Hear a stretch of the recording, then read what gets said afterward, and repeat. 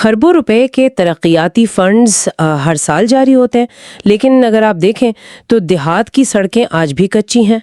मतलब इलेक्शन के दिन लाखों वोट पड़ते हैं, दावे किए जाते हैं कि भाई जमहूरियत जीत गई, लेकिन जो मुंतखब होने वाला नुमाइंदा है वो हमेशा एक ही मखसूस खानदान या तबके से सामने आता है। बिल्कुल।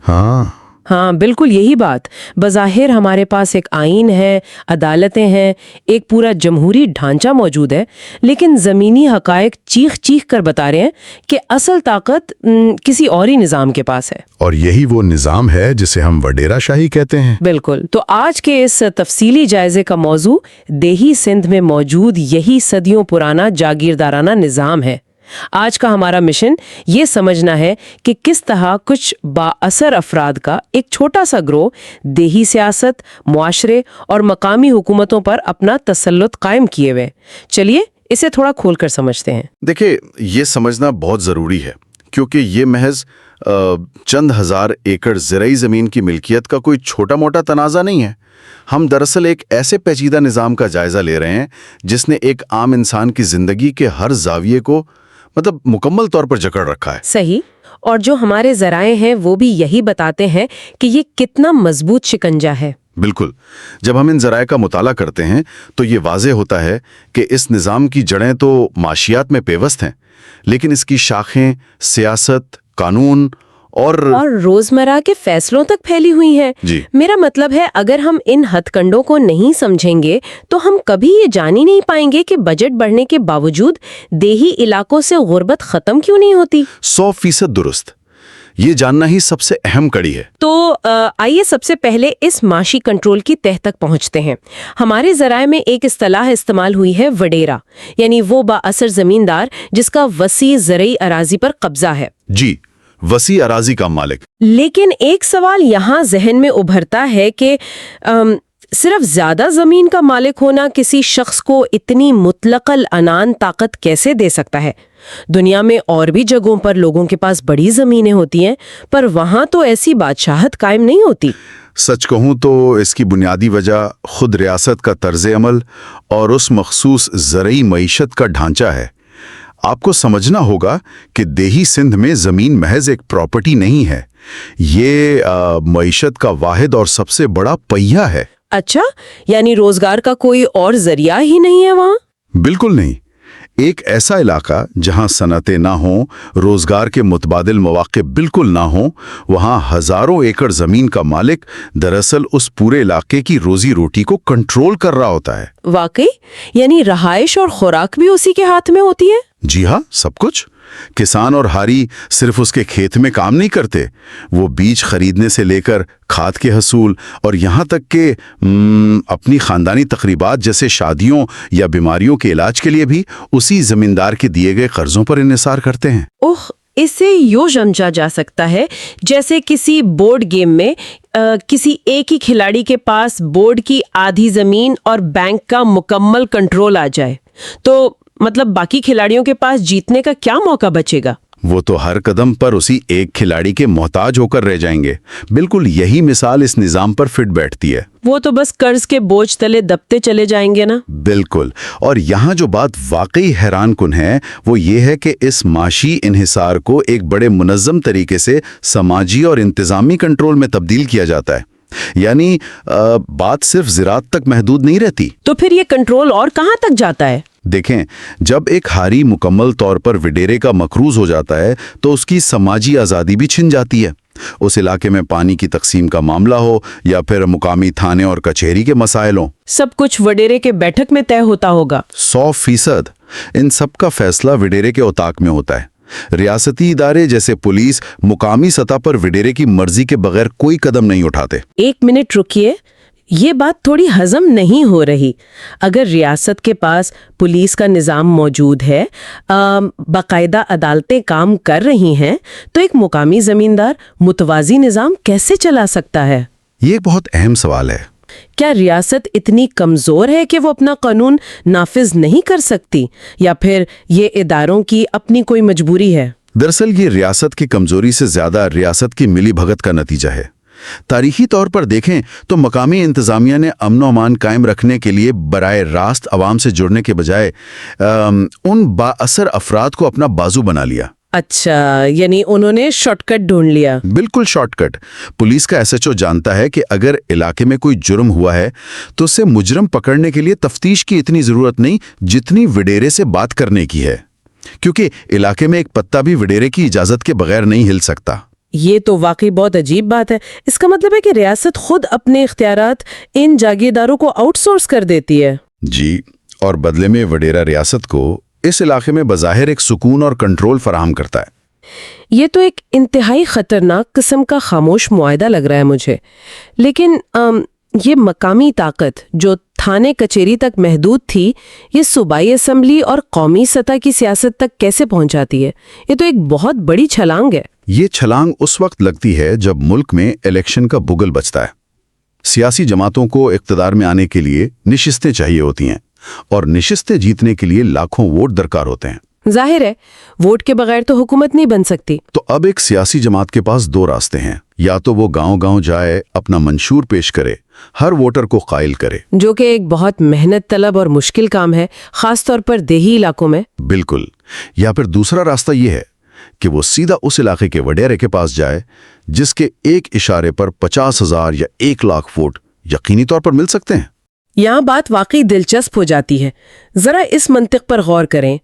اگر سیاسی جماعتیں الیکشن جیتنے اور اقتدار تک پہنچنے کے لیے انہی وڈیروں پر انحصار کرتی ہیں، تو مطلب کیا اس کا یہ مطلب نہیں کہ عوام کی فلاح سے زیادہ ایک وڈیرے کو خوش رکھنا سیاسی بقا کے لیے ضروری ہو گیا ہے؟ بالکل یہی مطلب ہے، کیونکہ اگر وڈیرا ناراض ہو گیا تو وہ اپنے ہزاروں ووٹ لے کر کسی دوسری پارٹی کے خیمے میں چلا جائے گا۔ واہ، تو عوام تو بس ایک نمبر بن کر رہ گئے نا اس پوری گیم میں۔ صحیح کہا آپ نے۔ اگر ہم اس سے بڑی تصویر سے جوڑیں تو یہ وہ مقام ہے جہاں جمہوریت کا اصل جوہر مر جاتا ہے۔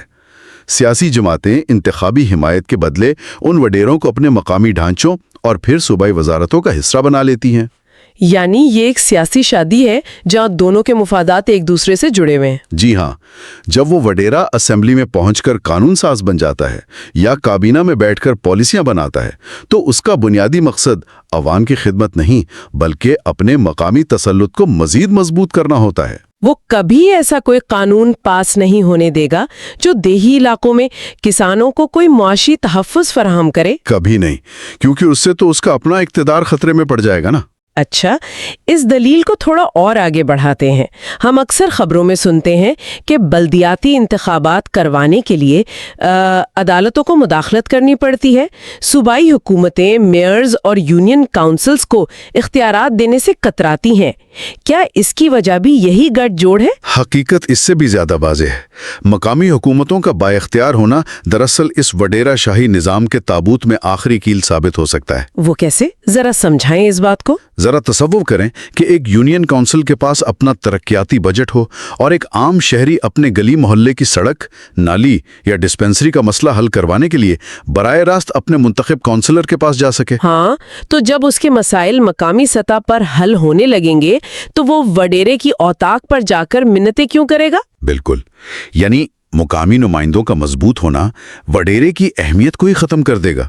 وہ جو ایک پل کا کردار ادا کر رہا ہے نا ریاست اور عوام کے درمیان، وہ پل ہی گر جائے گا۔ تو پھر ظاہر ہے وہ کبھی نہیں چاہیں گے کہ مقامی حکومتیں مضبوط ہوں۔ آئین اسی خطرے کے پیش نظر جب سیاسی جماعتیں صوبائی حکومت بناتی ہیں تو وہ مقامی حکومتوں کے اداروں کو مالی اور انتظامی طور پر مفلوج کر دیتی ہیں۔ فنڈز کو صوبائی سطح پر ہی روکے رکھا جاتا ہے۔ اور پھر میئرز کے پاس تو اتنے اختیارات بھی نہیں ہوتے کہ وہ ایک ٹوٹا ہوا پائپ ٹھیک کروا سکیں۔ جی، یہ سب اس لیے کیا جاتا ہے تاکہ وسائل کی تقسیم کا اختیار صرف ایم پی اے یا ایم این اے کے پاس رہے، جو کہ عموماً وہی مقامی جاگیردار ہوتا ہے۔ تو اس سب کا مطلب کیا ہے؟ اس پوری بساط پر عام انسان کس خانے میں کھڑا ہے؟ ہم نے یہ تو سمجھ لیا کہ سیاسی جماعتوں کا کیا فائدہ ہے، وڈیرے کا کیا فائدہ ہے، لیکن ان تمام ہتھ کنڈوں کی حتمی قیمت آخر کون چکا رہا ہے؟ اس سارے کھیل کی حتمی اور انتہائی دردناک قیمت وہ عام شہری چکا رہا ہے جو نسل تر نسل اس نظام میں پس رہا ہے۔ وسائل کی تقسیم کا پورا رخ ہی موڑ دیا جاتا ہے۔ مطلب جو فنڈز مرکز یا صوبے سے آتے ہیں عوام کے لیے، جی، ان کا مقصد بظاہر تو پسماندہ علاقوں کی ترقی ہوتا ہے، لیکن زمینی حقائق بتاتے ہیں کہ یہ فنڈز ان طاقتور نیٹ ورکس کی ثوابدید پر خرچ ہوتے ہیں۔ پر یہ ماننا تھوڑا مشکل لگتا ہے کہ سارا کا سارا پیسہ یوں ہی غائب ہو جاتا ہے۔ آخر کہیں تو کوئی اسکول بنتا ہوگا، کہیں تو ہسپتال کی کوئی عمارت کھڑی ہوتی ہوگی، کیونکہ حکومتیں اپنے بجٹ میں باقاعدہ اعداد و شمار پیش کرتی ہیں کہ ہم نے اتنے منصوبے شروع کیے۔ دیکھیں، عمارتیں ضرور کھڑی ہوتی ہیں، لیکن ان کا مصرف وہ نہیں ہوتا جو کاغذوں پر لکھا جاتا ہے۔ ہمارے ذرائع نشاندہی کرتے ہیں کہ وسائل کو کس طرح ذاتی مفادات کے لیے استعمال کیا جاتا ہے۔ اچھا، کیا مثال دی انہوں نے؟ مقامی وڈیرے کے مہمان خانے یا اس کی بھینسیں باندھنے کی جگہ کے طور پر استعمال ہونے لگتا ہے۔ ہو، جنہیں ہم گھوسٹ سکولز کہتے ہیں۔ بالکل وہی۔ اور اسی طرح سڑکیں تعمیر تو ہوتی ہیں، لیکن وہ گاؤں کو کسی مرکزی شاہراہ سے ملانے کے بجائے سیدھا وڈیرے کی زرعی زمینوں یا اس کے ڈیرے تک جاتی ہیں، تاکہ اس کی فصلیں آسانی سے منڈی تک پہنچ سکیں اور اس کی زمینوں کی قیمت میں اضافہ ہو۔ کمال کی چالاکی ہے۔ جی، گویا ریاست کا پیسہ استعمال تو ہو رہا ہے، لیکن عوام کے لیے نہیں، بلکہ ایک مخصوص گروہ کی معاشی سلطنت کو مزید وسعت دینے کے لیے۔ اور جو بیچارہ عام آدمی غربت اور بے روزگاری کا رونا رو رہا ہے، اس کی آواز ان اونچی عمارتوں کے پیچھے دب کر رہ جاتی ہے۔ یہ محض وسائل کی خرد برد نہیں ہے، بلکہ یہ ایک سوچی سمجھی سماجی انجینئرنگ ہے۔ تعلیم اور صحت کے شعبوں کو جان بوجھ کر تباہ حال رکھا جاتا ہے۔ آپ دیکھیں، سرکاری اسپتالوں میں ڈاکٹرز تعینات تو ہوتے ہیں، پر ڈیوٹی پر نہیں آتے، کیونکہ وہ مقامی ایم پی اے کی سفارش پر بھرتی ہوتے ہیں۔ ان کا کام صرف گھر بیٹھے تنخواہ لینا ہوتا ہے۔ لیکن میرا ایک سوال ہے، تعلیم اور صحت کو ہی خاص طور پر ہدف کیوں بنایا جاتا ہے؟ کیا یہ صرف کرپشن ہے یا اس کے پیچھے کوئی خوف کار فرما ہے؟ یہ خالصتاً اپنی بقا کا خوف ہے۔ تعلیم و صحت وہ دو بنیادی ستون ہیں جو کسی بھی شخص کو اپنے پیروں پر کھڑا ہونے اور سوچنے سمجھنے کی صلاحیت دیتے ہیں۔ بالکل، شعور تو تعلیم سے ہی آتا ہے۔ اور ایک جاگیردارانہ سوچ یہ کبھی برداشت نہیں کر سکتی کہ اس کے زیر اثر علاقوں میں رہنے والے ہاریوں کے بچے اعلیٰ تعلیم حاصل کریں، کیونکہ اگر وہ باشعور ہو گئے، معاشی طور پر خود مختار ہو گئے، تو وہ اوتاق میں آ کر سر جھکا کر تو نہیں بیٹھیں گے نا، وہ اپنے حقوق مانگیں گے اور اس نظام پر سوال اٹھائیں گے۔ اسی لیے اس انحصار کے چکر کو برقرار رکھنے کے لیے جہالت اور بیماری کو بطور ہتھیار استعمال کیا جاتا ہے۔ یہ بات سن کر اندازہ ہوتا ہے کہ یہ نظام جتنی گہری جڑیں رکھتا ہے اور یہ کس قدر منظم طریقے سے ایک مشین کی طرح کام کر رہا ہے۔ ہم نے دہائیوں سے مختلف سیاسی جماعتوں کو دیکھا ہے جو الیکشن میں بڑے بڑے دعوے کرتی ہیں، سٹیج پر انقلابی تقریریں ہوتی ہیں کہ ہم نیا نظام لائیں گے، پر ان دعووں اور زمینی حقائق کے درمیان ایک بہت بڑا تضاد ہے۔ ذرائع کی حتمی رپورٹ اس بات کی گواہی دیتی ہے کہ ان تمام سیاسی اصلاحات اور خوکھلے وعدوں کے باوجود یہ وڈیرہ شاہی کا نظام عوامی مسائل حل کرنے میں بری طرح ناکام رہا ہے۔ ترقی کا عمل تو ایسا لگتا ہے جیسے ریورس گیئر میں جا چکا ہے۔ عام لوگوں کی جو ضروریات 50 سال پہلے تھیں، پانی، نکاسی آب، صحت، وہ تو آج بھی وہیں کھڑی ہیں۔ بالکل، اور جب تک وسائل پر مخصوص گروہوں کا یہ تسلط قائم ہے اور سیاسی جماعتوں کا ان مقامی جاگیرداروں کے ساتھ یہ گٹھ جوڑ برقرار ہے، ترقی کی راہ میں کھڑی یہ سب سے بڑی رکاوٹ کبھی دور نہیں ہو سکتی۔ یعنی ہم کہہ سکتے ہیں کہ جن ہاتھوں میں نظام کو تبدیل کرنے کی طاقت ہے، وہ کبھی بھی اس طاقت کو اپنے ہی خلاف استعمال نہیں ہونے دیں گے۔ یہ ناکامی کوئی حادثہ نہیں، یہ اس نظام کا ڈیزائن ہے۔ بالکل، جب تک فنڈز کو سیدھا عوام تک پہنچانے کے لیے ایک شفاف اور خود مختار مقامی نظام موجود نہیں ہوگا، تب تک ترقی کا ہر منصوبہ محض کاغذوں کا پیٹ بھرنے کے سوا کچھ نہیں ہوگا۔ آج کے اس تفصیلی جائزے میں ہم نے ایک بظاہر سادہ سے سیاسی نظام کی گہرائی میں جا کر دیکھا کہ حقیقت کتنی پیچیدہ اور تلخ ہے۔ ہم نے سمجھا کہ کیسے زمین کا کنٹرول انسانوں کے مقدر کا کنٹرول بن جاتا ہے، اور سیاسی جماعتیں جمہوریت کے نام پر دراصل جمہوری اقدار کو ہی فروخت کر دیتی ہیں۔ اور سب سے بڑھ کر یہ کہ کس طرح وسائل کا رخ عوام کے بجائے مخصوص جیبوں کی طرف موڑ دیا جاتا ہے۔ بالکل۔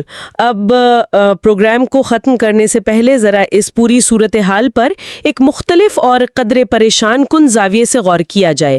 ہم نے دیکھا کہ نظام کو ٹھیک کرنے کے دعوے بار بار کیے جاتے ہیں، لیکن ذرا سوچئے، اگر اصلاحات لانے کا دعویٰ کرنے والے سیاستدان خود اقتدار کی کرسی تک پہنچنے کے لیے انہی وڈیروں کے محتاج ہیں، تو کیا اس موجودہ سیاسی اور آئینی نظام کے اندر رہتے ہوئے کبھی کوئی حقیقی تبدیلی آ سکتی ہے؟ یہ واقعی ایک بہت بڑا سوال ہے۔ یا پھر دہائی سندھ کو ترقی کے اس جمود سے نکالنے کے لیے کسی بالکل نئے زمینی سطح کے ماڈل کی ضرورت ہے جس میں طاقت کا سرچشمہ واقعی عام انسان ہو؟ یہ وہ سوال ہے جس پر ہم سب کو غور کرنا چاہیے اور شاید اسی پر ہمارے مستقبل کا فیصلہ ہوگا۔